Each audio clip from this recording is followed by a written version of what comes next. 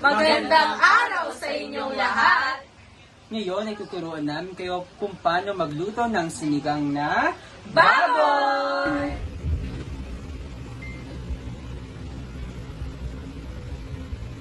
Bago natin simulan, narito ang mga kasangkapan sa pagluluto ng sinigang na baboy.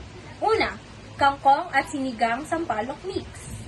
Sitaw at gabi. Okra at siling green. sibuyas at kamatis. At syempre, hindi mawawala ang baboy!